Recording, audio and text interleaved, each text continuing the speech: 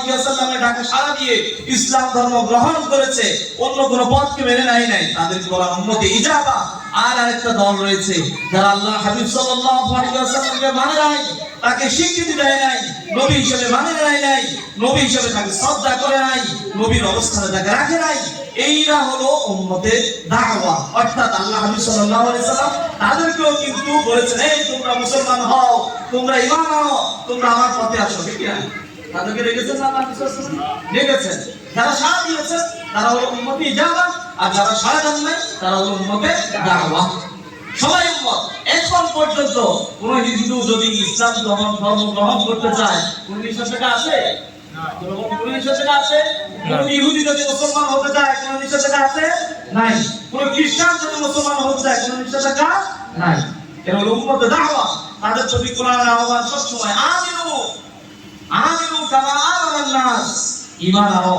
মানুষরা অর্থাৎ সাহাবীরা যেন ঈমান এনেছে, তাদের মধ্যে ঈমান আনো। আল্লাহ হাবিব সাল্লাল্লাহু আলাইহি ওয়াসাল্লাম অন্য উম্মতেরা যারা ঈমান এনেছে তাদের মধ্যে ঈমান আনো। কিয়ামত পর্যন্ত এই দরজা খোলা আছে। সুবহানাল্লাহ বলবেন না? এই দরজা কিন্তু বন্ধ হয় নাই। আল্লাহ তাআলা পাঠালেন যে আল্লাহ হাবিব সাল্লাল্লাহু আলাইহি ওয়াসাল্লামের পরে যারা ঈমান আনবে বা পরবর্তীতে দাওয়াতে যারা প্রথমবার শোনার পরে ইসলামের কথা শোনার পরে ঈমান আনার সুযোগ থাকবে, এরপরে আর সুযোগ থাকবে না। এরকম দিতে পারছেন না?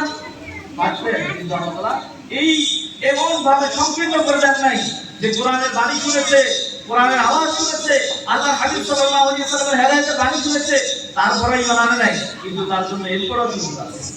সুযোগ আছে কিনা? পরে আছে। কিয়ামত পর্যন্ত সুযোগ আছে। কোরআনের বাণী শুনেছে, প্রথমবার ইসলাম ধর্ম গ্রহণ করে নাই, পরে চাইলে করতে পারে, সমস্যা নাই।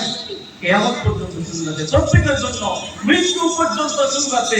তওবাটা হাত্তা ইউবারকিরা, যতক্ষণ পর্যন্ত তার বরকরাত না আসবে ততক্ষণ পর্যন্ত তার তওবা করার সুযোগ আছে যে আমি খারাপ পথে ছিলাম, আল্লাহ তুমি আমাকে মাফ করে দাও। কিন্তু মৃত্যুর বরকরাত যখন চলে আসবে তখন আর তওবা নসিব হবে না। কেন হবে না? কারণ তওবা নসিব যখন না হওয়ার কারণ হলো মৃত্যু যখন সে দেখে ফেললো, মৃত্যুর আগে মানুষ কিন্তু তার অবস্থান দেখে নেয়, সে ভালো অবস্থানে যাচ্ছে নাকি খারাপ অবস্থানে যাচ্ছে। যখন তাকে তার অবস্থান দেখানো হলো যে তুমি জাহান্নামী, তখন সে যদি ঈমান আনতে চায় তখন তার ঈমান কি জন্য? সে জাহান্নাম দেখেছে, এই কারণে এখন উপায় নাই, ঈমান আনতে হবে।